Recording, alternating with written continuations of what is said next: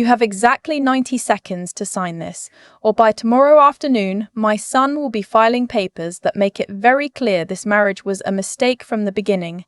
My mother-in-law said it without raising her voice. She never raised her voice. Lillian Ashford had spent 62 years learning that the quietest person at the table is usually the one holding the sharpest knife, and she wielded that lesson like scripture.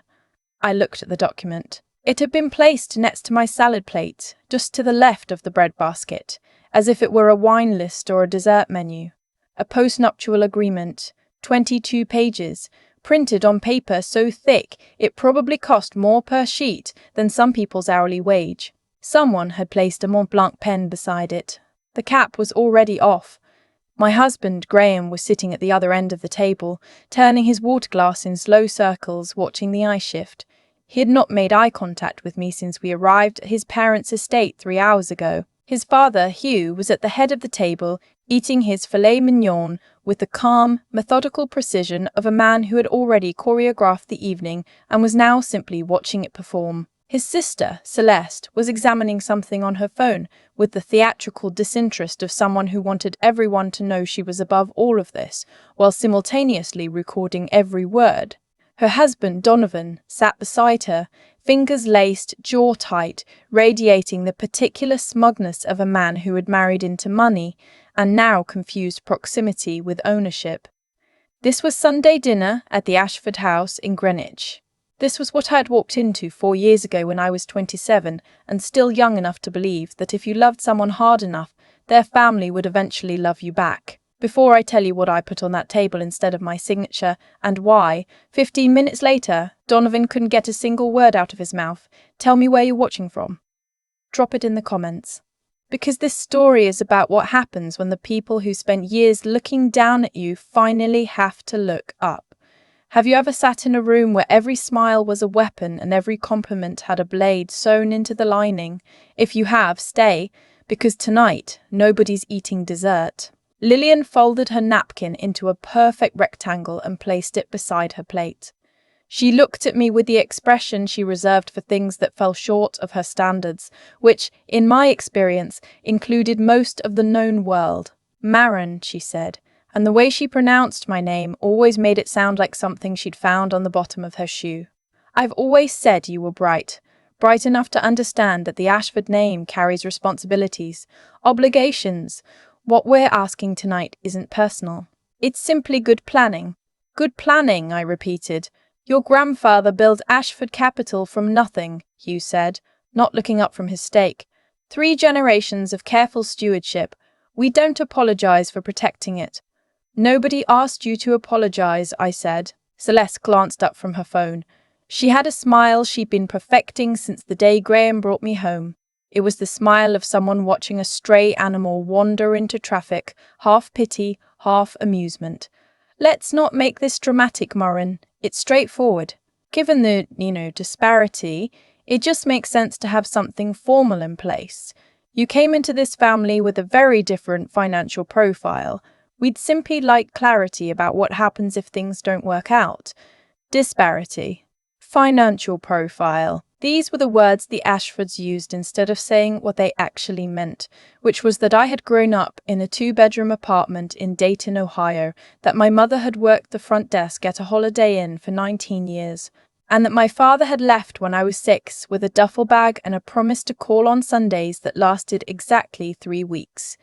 In the Ashford taxonomy, I was a category, the pretty girl from nowhere who had somehow gotten their golden son to put a ring on her finger. They had never genuinely asked what I did for a living. Graham had told them early on that I ran a small tech consulting firm. Lillian had nodded the way you nod when someone tells you they enjoy scrapbooking.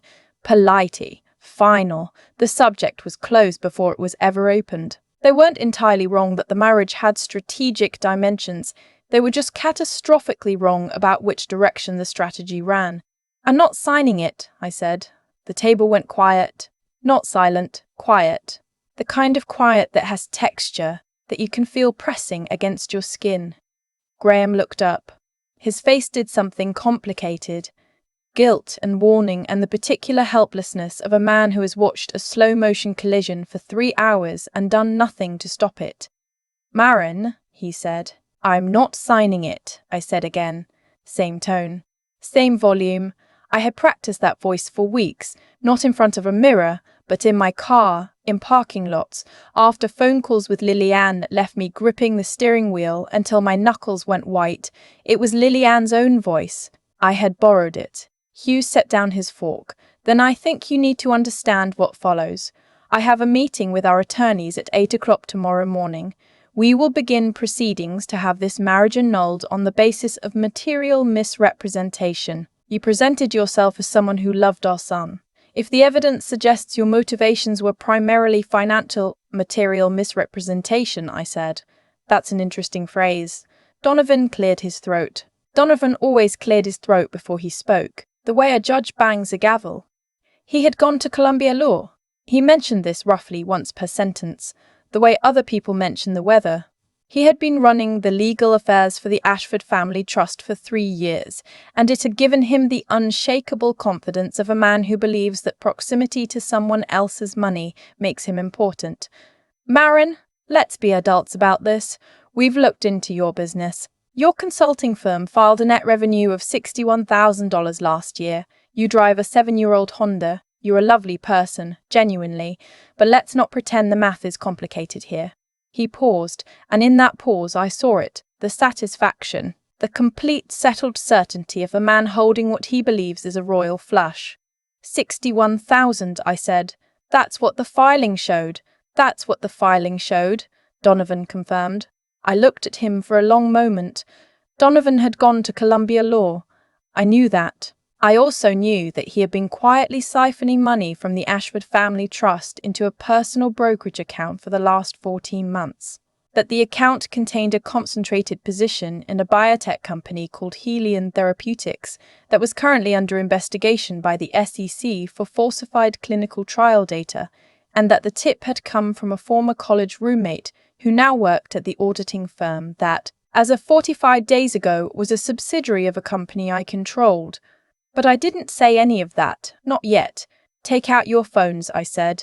Search Athen Holdings. Nobody moved. Please, I said, and the word landed on the table like a stone dropping into still water. Graham reached for his phone first. I watched him type. I watched him read. I watched something behind his eyes rearrange itself, the way furniture shifts in a room when you realize the walls are in different places than you thought. What? He started, and then didn't finish. Hugh picked up his phone. Lillian watched her husband with the expression of a woman who has never in her life needed a device to tell her what was true and found the entire concept beneath her. Celeste typed something and went still. Donovan's jaw moved, but nothing came out. Athen Holdings was not the name on my business cards.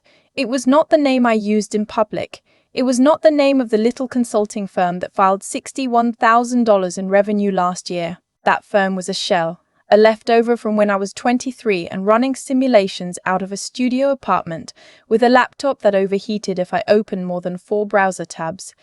Athen Holdings was the parent entity, the architecture above the architecture above the architecture that touched anything the public could see.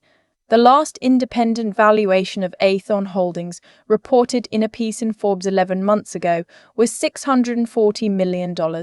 The Ashfords' entire family net worth, including this estate, the commercial real estate portfolio, the trust, and Hugh's stakes in 3 private equity funds, was roughly $170 million. I knew this because I had reviewed their full financial disclosure 18 months ago, when one of my subsidiaries had quietly extended a revolving line of credit to Ashford Capital to cover a cash flow gap in their development pipeline. They didn't know the credit had come from me. They knew the name of the lending institution. They didn't know who was behind it. This can't be, Hugh said. And yet, I said. You've been running this company since before you married Graham, Lillian asked. Her voice had not changed. I want to be honest about that. Whatever else I thought of Lillian Ashford, she did not crack. She was a woman who'd been trained from birth to treat surprise as a personal failing, and she would sooner set herself on fire than show it at her own dinner table. I started Athen when I was 22, I said. The $61,000 Donovan found belongs to an administrative entity I kept for tax purposes. It has nothing to do with the operating company. I picked up the postnuptial agreement, held it for a moment, feeling the weight of the paper. I understand why you drew this up. You looked at me and saw a girl from Dayton who married above her station. You did the math based on assumptions, and the assumptions made sense to you because you never asked a single question that might have complicated them. How? Graham said. It wasn't a question exactly. It was the sound a foundation makes when it shifts. I never lied to you, I said, and I meant it. On our fourth date, sitting on the floor of my apartment because I only had one chair and he'd insisted I take it, I had told Graham I was building something. I had told him the company was growing faster than I could keep up with. I had told him, with pasta sauce on my chin, that I was going to build something that outlasted me. He had smiled and said, "I love that about you." He had not asked a follow-up question. Not then. Not in 4 years. And his family had never asked at all. That was the thing about the Ashfords. They looked at me and saw a category, and categories don't require investigation. So all this time, Celeste started. You were hiding this, Lillian finished, deliberately making us look foolish. I wasn't hiding anything, I said. You never looked. And then something happened that I hadn't planned for. Graham stood up. Not dramatically, not loudly. He just stood, the way you stand when something physical is happening inside you that sitting can no longer contain. You put this in front of her, he said. He was looking at his mother. You told me this was a conversation. You said we were going to talk about the family's future, that it was routine estate planning. You didn't tell me you were going to hand my wife a document and threaten her. Graham, sit down, you said. No. Graham's voice was steady, but his hands were not. You told me it was routine. Mom called me last Tuesday and said it was just something the lawyers recommended. I specifically asked you, if this was going to be adversarial, and you said no. It isn't adversarial, Lillian said. It's protective. There is a pen with the cap off sitting next to her dinner plate, Mom.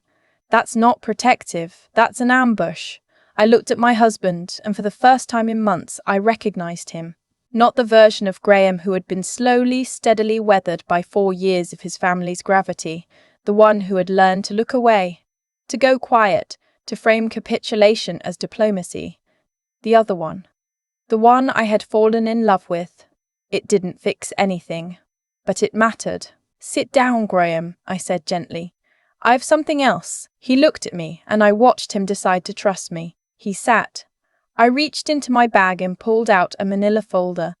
I set it on the table next to the postnuptial agreement. 18 months ago, I said, Ashford Capital took out a revolving credit facility of $8 million through Pacific Ridge Lending to bridge a gap in the Harbour Point development projects. I looked at Hugh.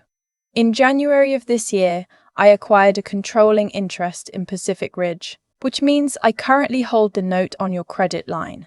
I opened the folder and slid a single sheet of paper across the table. The facility is in technical default. The interest coverage covenant required a ratio of 1.5. Your last quarterly filing showed 1.2. The default was triggered 41 days ago. Pacific Ridge sent a formal notice. Your CFO acknowledged receipt. Hugh's face went the colour of old concrete. I'm not calling it, I said. I want to be absolutely clear. I have no interest in disrupting the Harbour Point project or destabilising your business. What I have is the documentation, and what I need is for everyone sitting at this table to understand what the real numbers look like. I turned to Donovan. While we're being thorough. Donovan's jaw tightened. The personal brokerage account you opened at Ridgeway Partners 14 months ago, I said.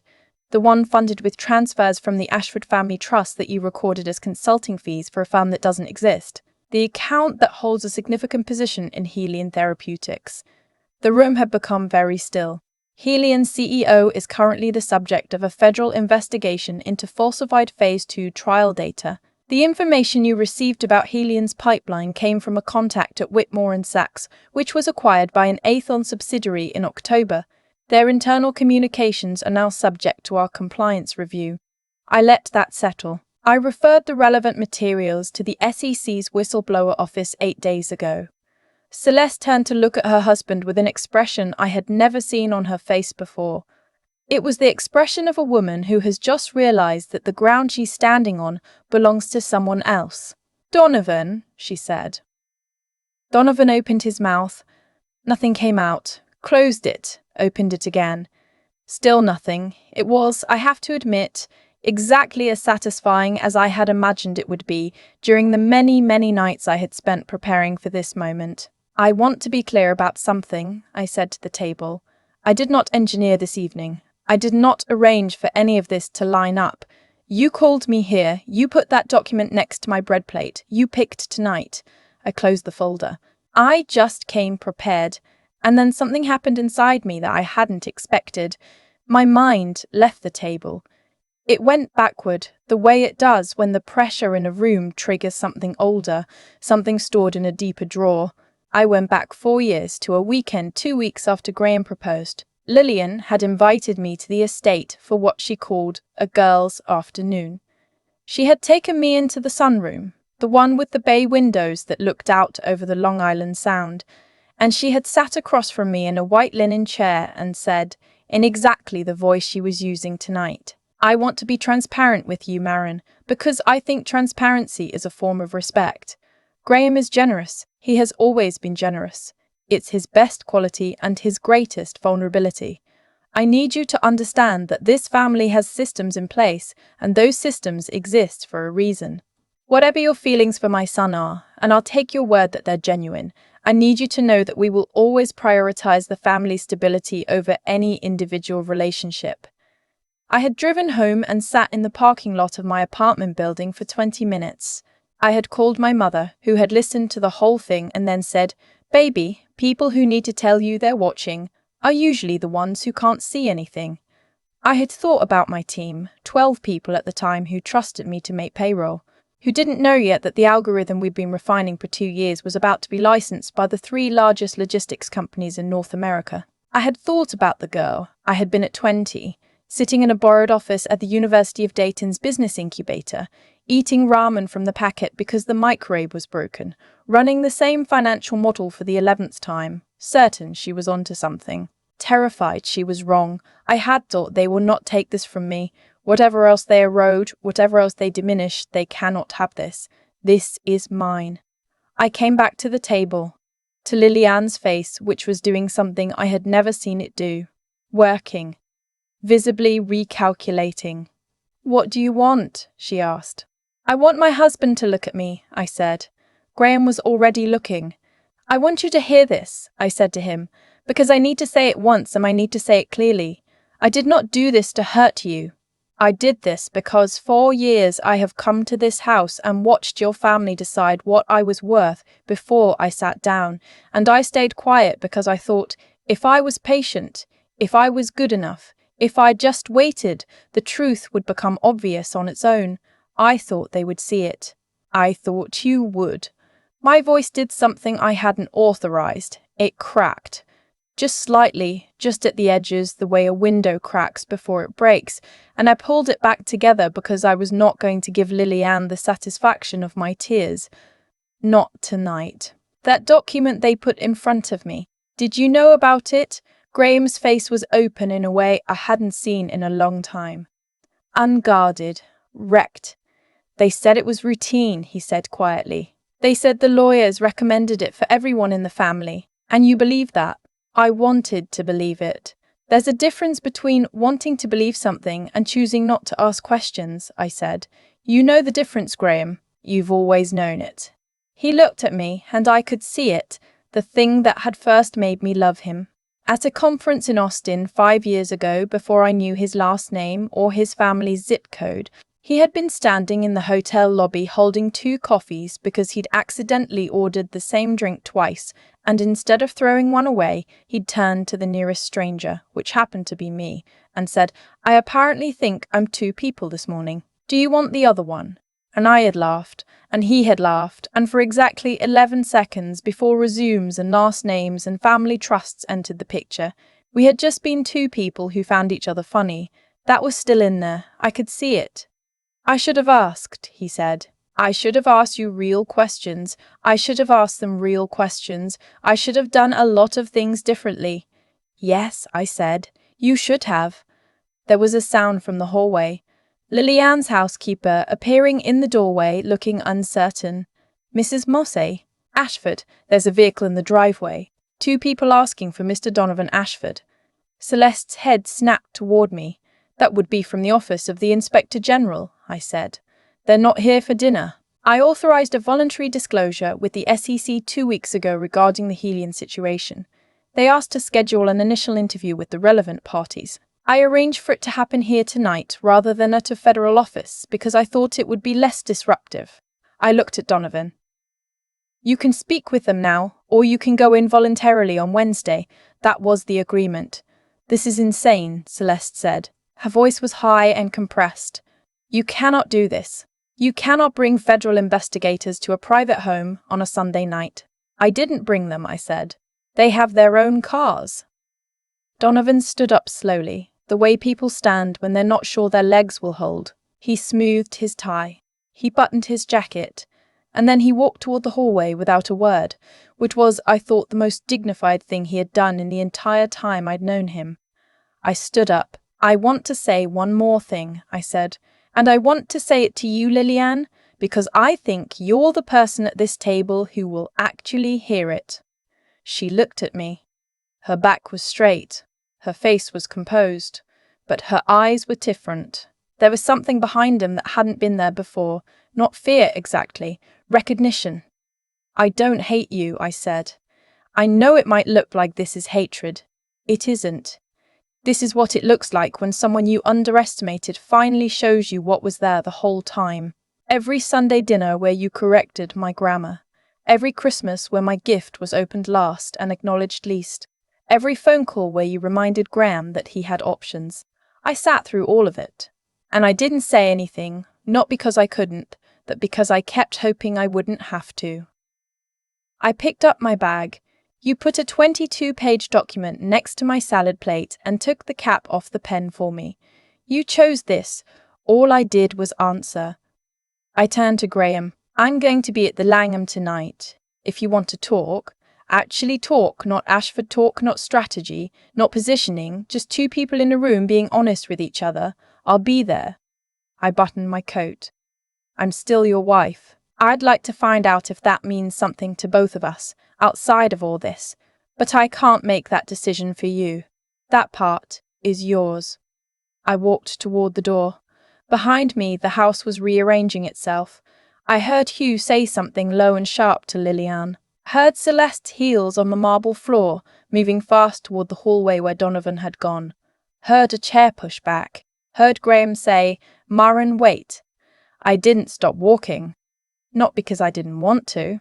Because if I stopped, I would turn around, and if I turned around, I would see the look on his face, and if I saw the look on his face, I might stay, and staying tonight would undo everything I had spent 4 years building the courage to do. Outside, the April air was cool and sharp, the kind of cool that clears your head instead of punishing you.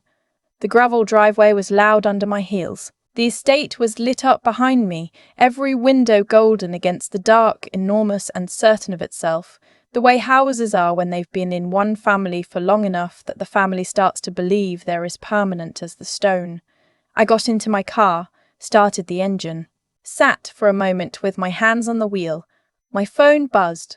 A text from my COO, Bridget. Disclosure docs received by SEC. Helian Council already requesting a meeting. Also, Forbes wants to confirm the valuation number for next month's feature. Timeline? I typed back, Monday. And send the team home early tomorrow. They've earned it. I thought about calling my mother.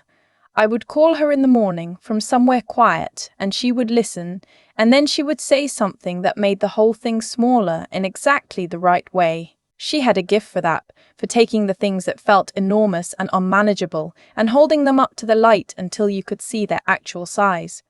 Not smaller than they were, just not bigger either.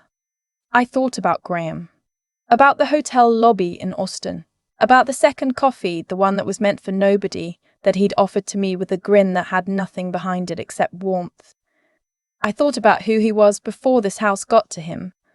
I still believed that person existed. I still believed he was somewhere under the 4 years of Ashford gravity.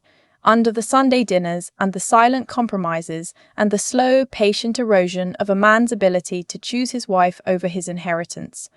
Whether he could dig himself out was not something I could do for him.